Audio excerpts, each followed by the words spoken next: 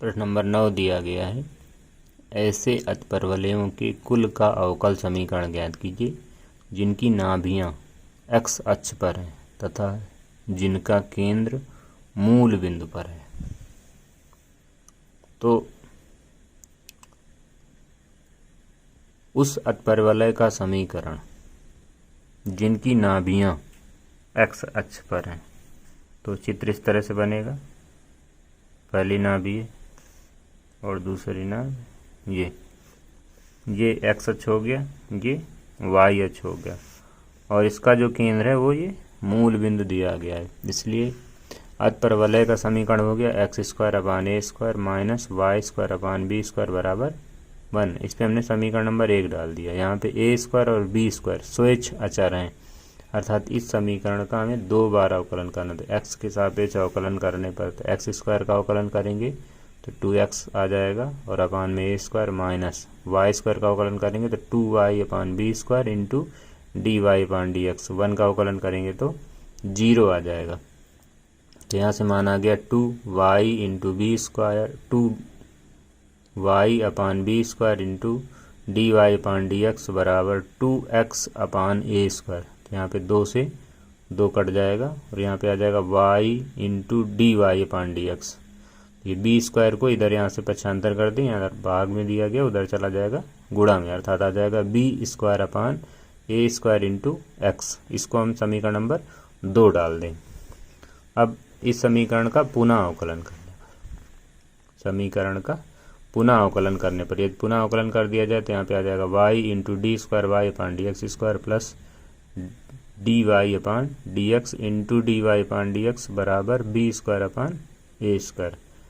अर्थात जब हम इसका दोबारा अवकलन करेंगे तो यहाँ पे 2 फलन है, पहला फलन y और दूसरा फलन dy/dx। तो यहाँ पे गुणन का नियम लगेगा। तो सूत्र होता है प्रथम फलन इंटू द्वितीय का अवकलन, अर्थात dy/dx का अवकलन तो d²y/dx² हो गया प्लस द्वितीय फलन यानी कि dy/dx इंटू प्रथम का अवकलन यानी कि y का अवकलन। तो y का अवकलन हो गया dy/dx बराबर b²/a² इंटू x का अवकलन करेंगे तो 1 आ जाएगा यहाँ पे इंटू में 1। तो 1 का गुणा कराएंगे तो कोई फर्क नहीं पड़ेगा, अर्थात इतना ही रहेगा। तो यहाँ से मान आ गया y into d²y/dx² plus dy/dx का होल स्क्वायर बराबर b²/a²। ये हो गया समीकरण नंबर 3।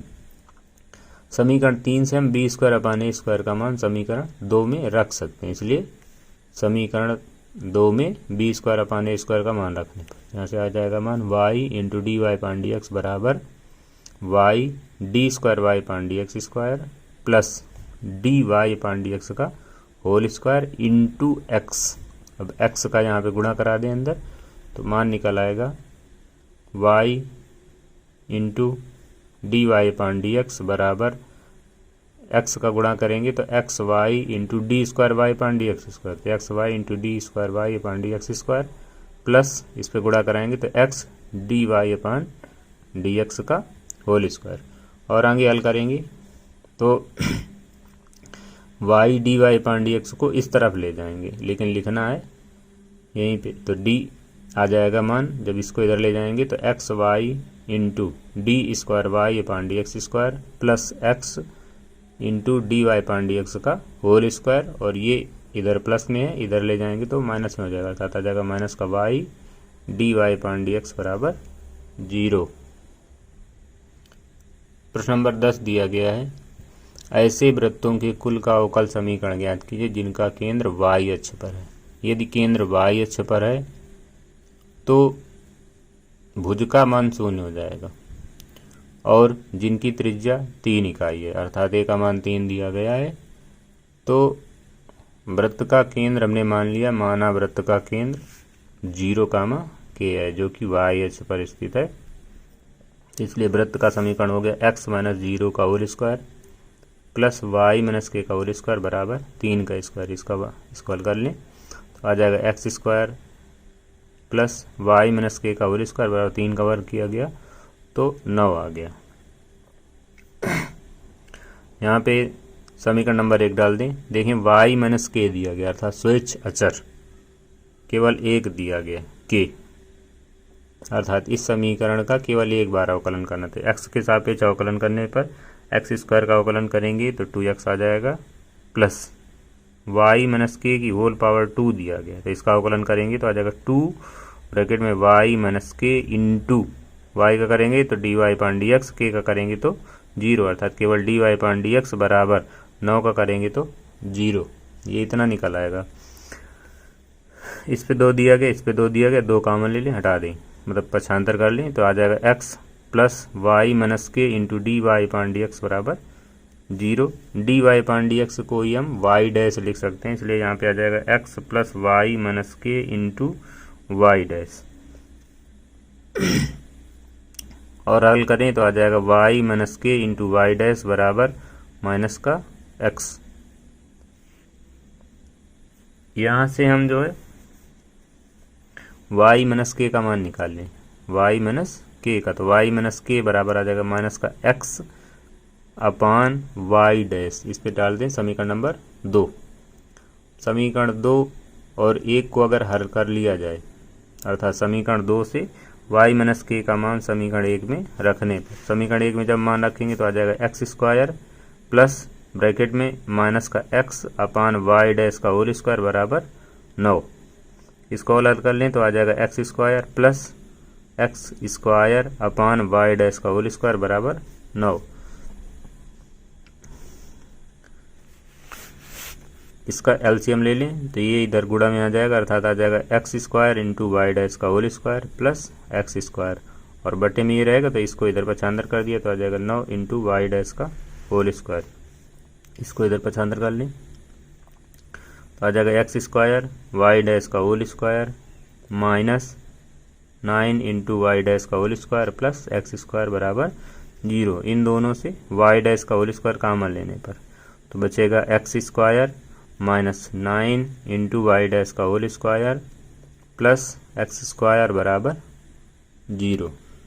इसके बाद प्रश्न नंबर 11 दिया गया है, कह रहा है कि निम्नलिखित अवकल समीकरण में से किस समीकरण का व्यापक हल, किस समीकरण का व्यापक हल y बराबर c1 e की power x plus c2 e की पावर माइनस x है। पहला विकल्प दिया गया है d square y upon d x square plus y बराबर 0। दूसरा विकल्प दिया गया है d square y upon d x square minus y बराबर 0।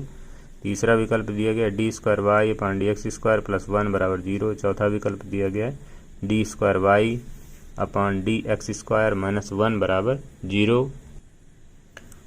तो यहाँ पे y बराबर c1 e की power x plus c2 e की पावर माइनस x नोट कर लें।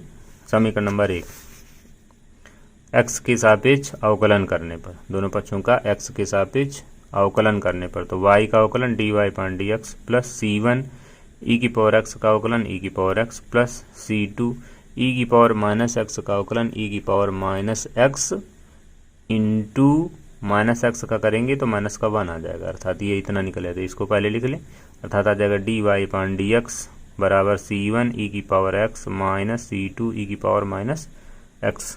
इसका पुनः अवकलन करने पर, क्योंकि यहाँ पे c1 और c2 दो स्वेच्छ अचर दिए गए थे, इसलिए इसका 2 बार अवकलन करना पड़ेगा। तो पुनः अवकलन करने पर तो डी वाई पान डी एक्स का अवकलन करेंगे तो आ जाएगा डी स्क्वायर वाई पान डी एक्स स्क्वायर बराबर c1 इंटू ई की पावर एक्स का अवकलन करेंगे तो ई की पावर एक्स माइनस c2 ई की पावर माइनस एक्स का अवकलन करेंगे तो ई की पावर माइनस एक्स, और इंटू माइनस एक्स का अवकलन करेंगे तो माइनस का 1 आ जाएगा। इस माइनस इनका अंदर गुणा करा देंगे तो आ जाएगा डी स्क्वायर वाई पान डी एक्स स्क्वायर बराबर c1 ई की पावर x, और माइनस माइनस प्लस हो जाएगा तो यहाँ पे हो जाएगा प्लस c2 ई की पावर माइनस एक्स। समीकरण 1 से देखें तो ये वाला मान जो है ये y का है, इसलिए समीकरण 1 से यहाँ पे मान रखने पर तो आ जाएगा d square y upon d x square बराबर y को इधर पक्षांतर कर लें तो मान निकल आएगा d square y upon d x square minus y बराबर 0।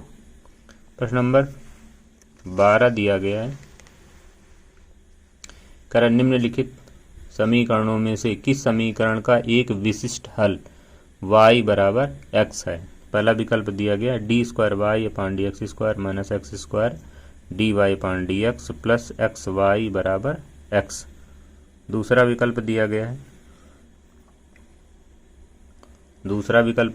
है, d square y upon d x square plus x d y upon d x plus x y बराबर एक्स।